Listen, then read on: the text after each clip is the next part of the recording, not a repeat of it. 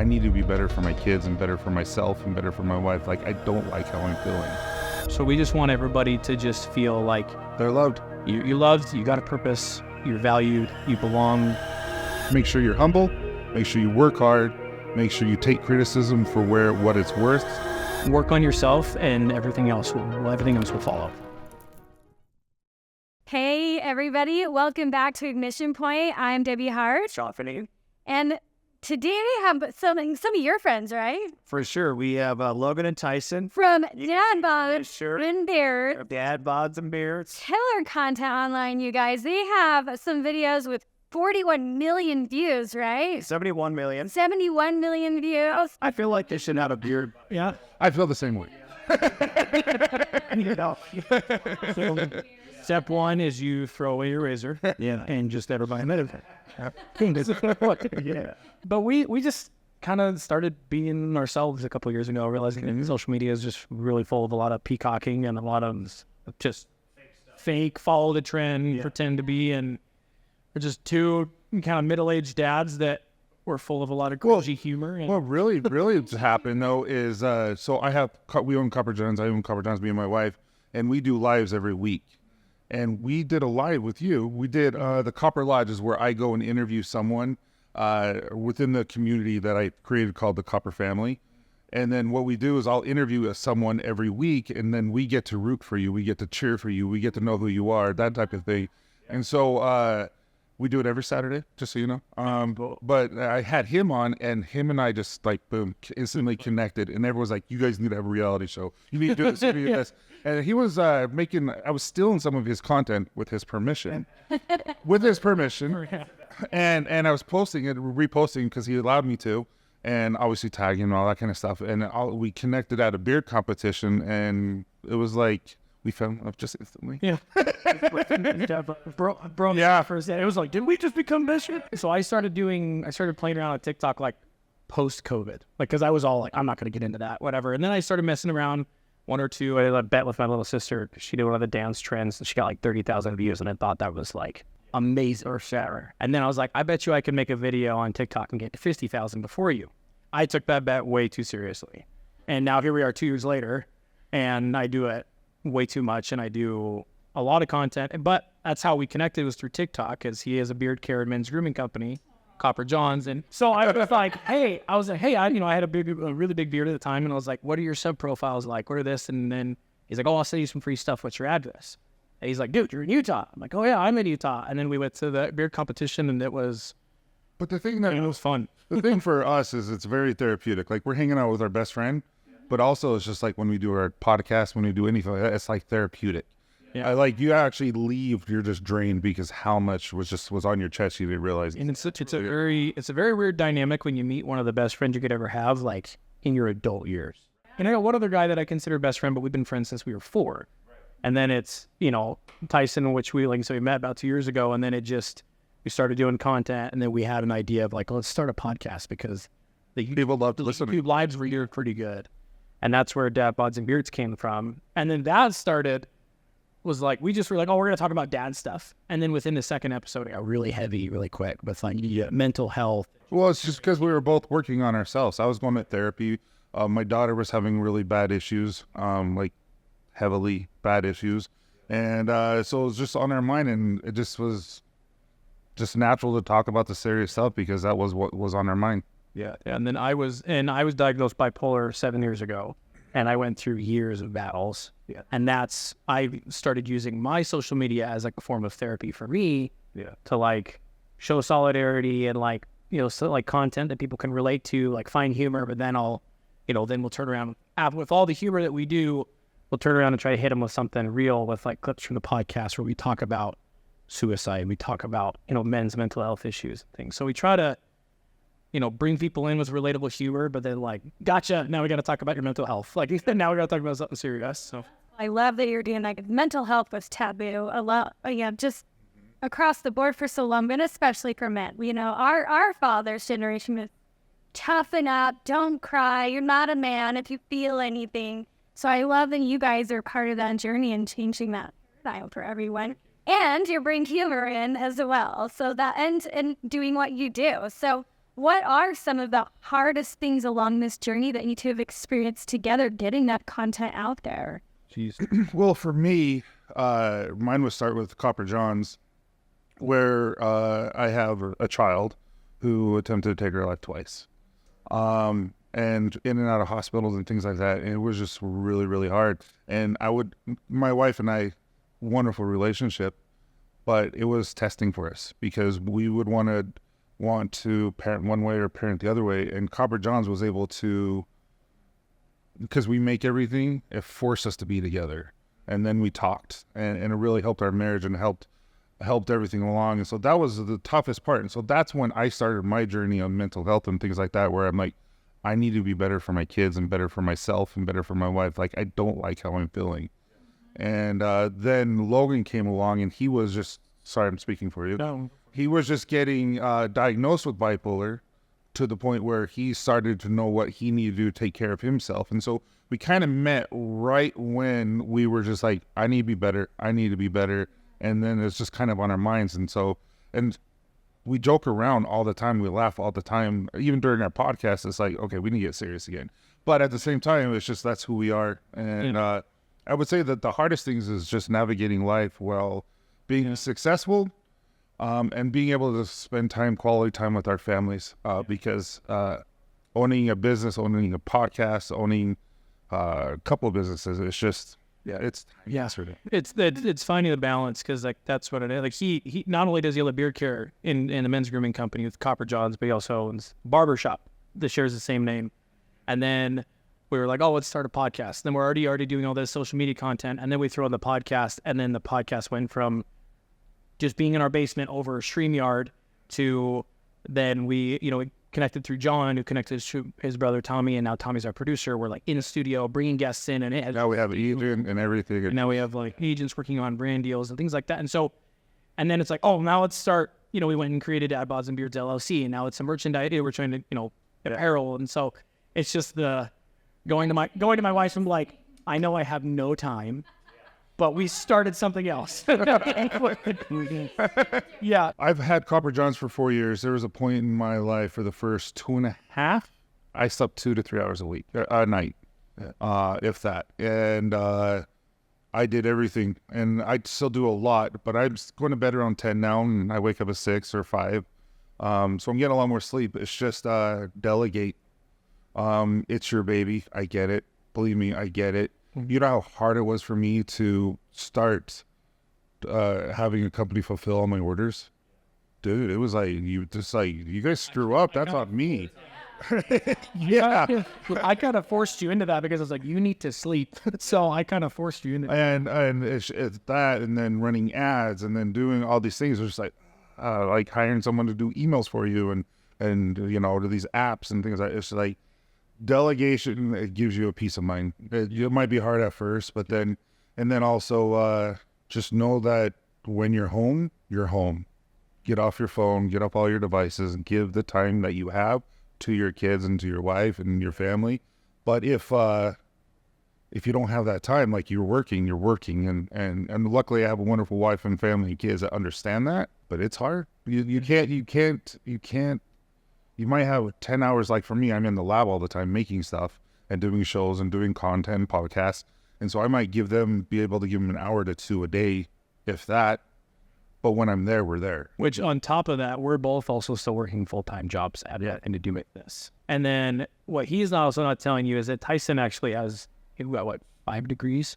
Mm-hmm. He's a great chemistry, biology, all this crazy. So like, all the beard care stuff and men's grooming stuff is all natural, created, and literally by this hour. Right.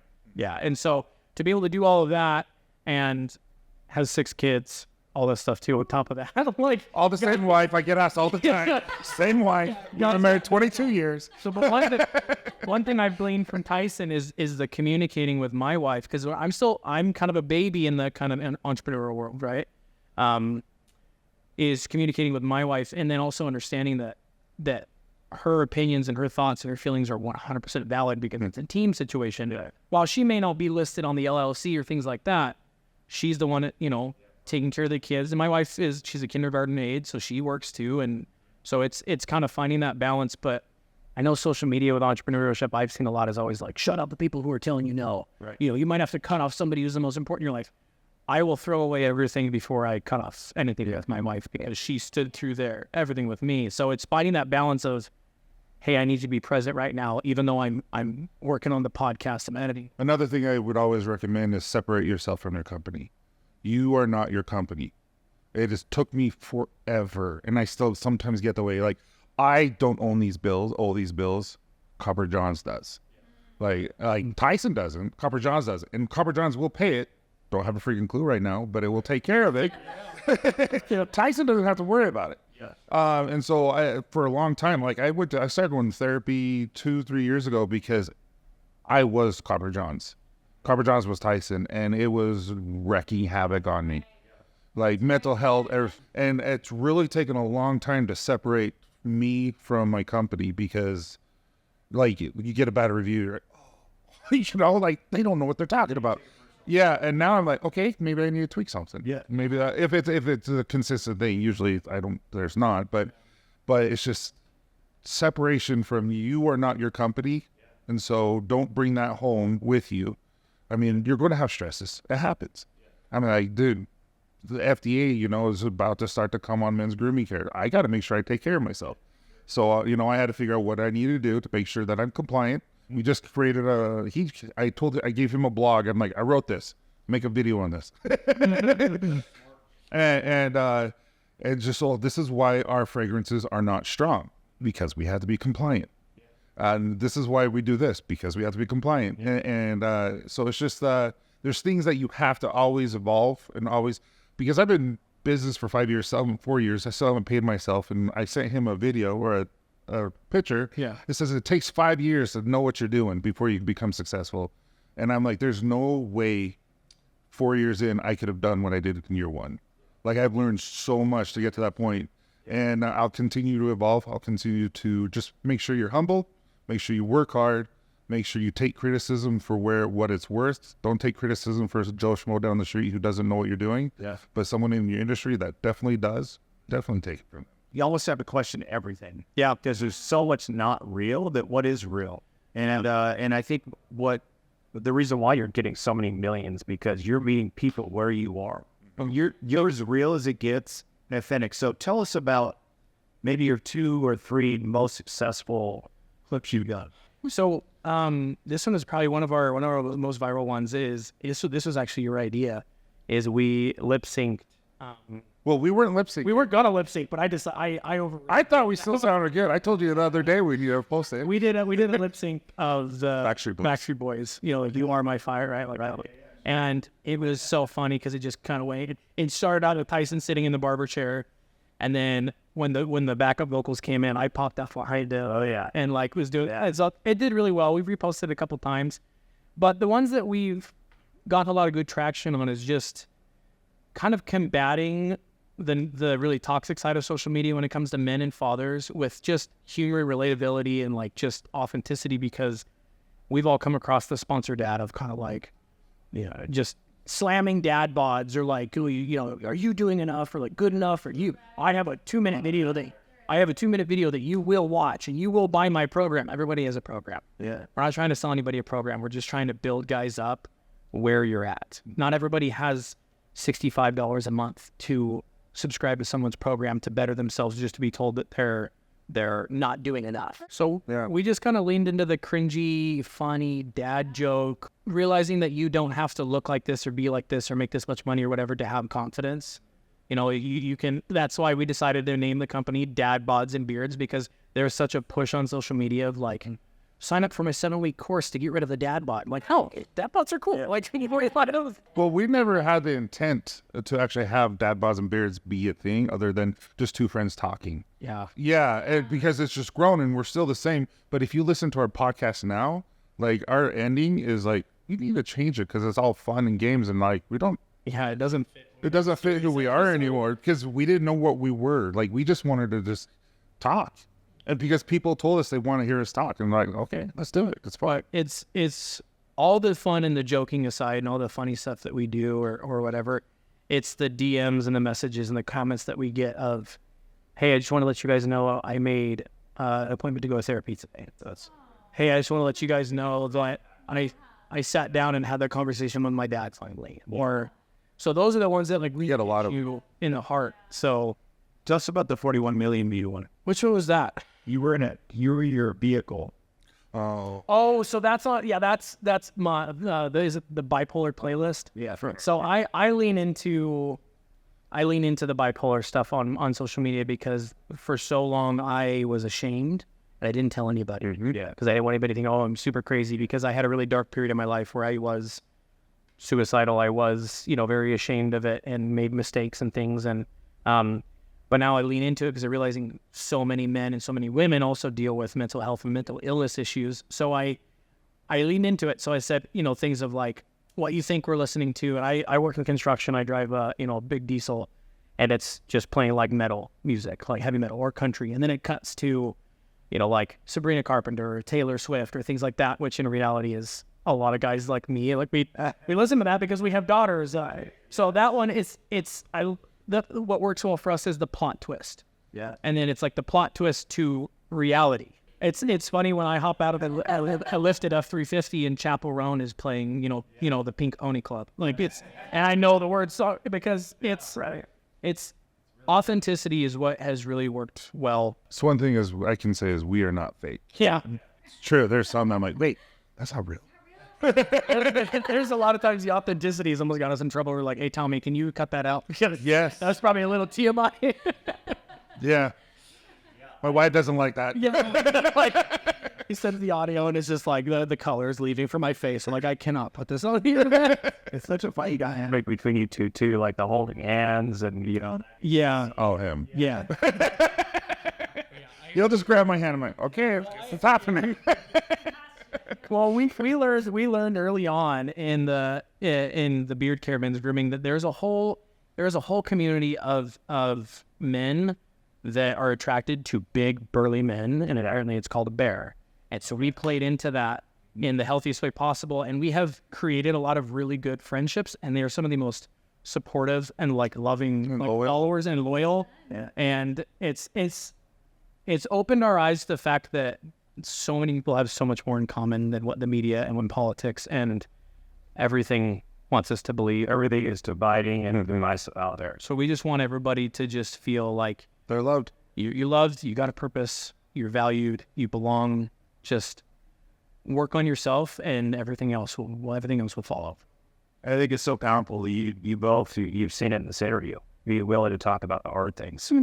Yeah. Got a big thank you last night from she said, I found you and I binge watched several episodes.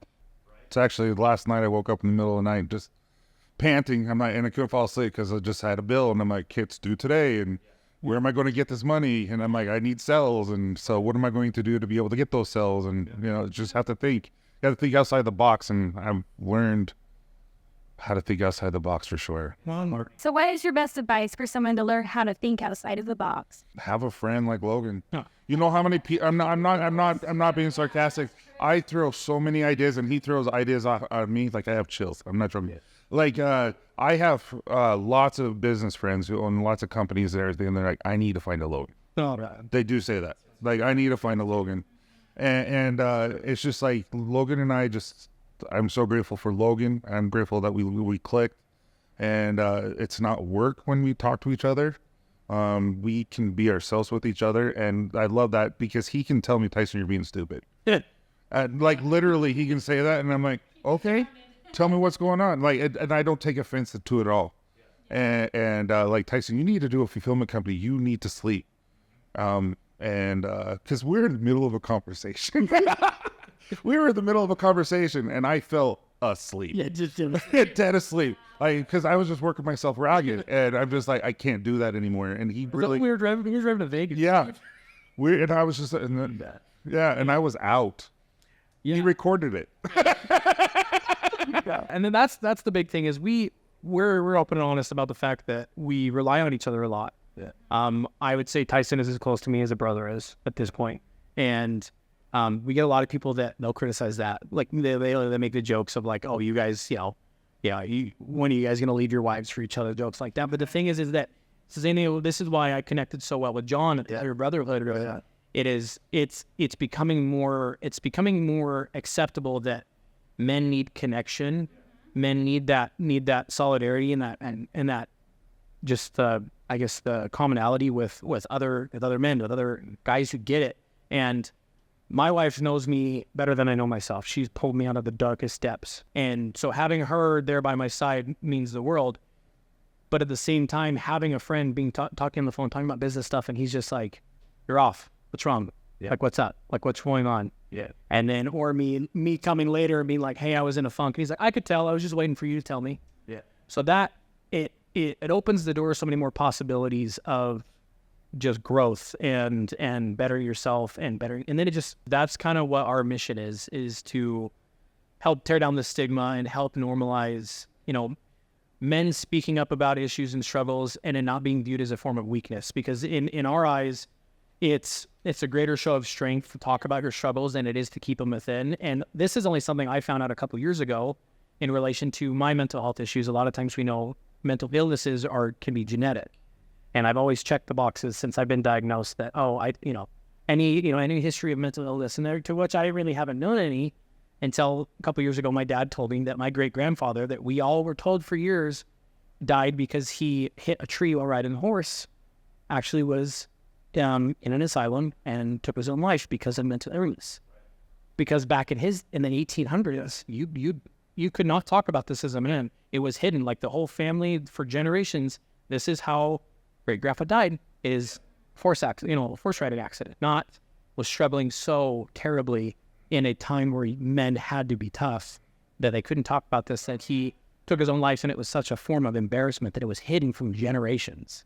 So to me, that opened up just opened my eyes as I was starting my social media journey of like, I've got to talk about this stuff. We got to open up about this stuff because, 6'4", 6'3", former bodybuilder, owns multiple businesses.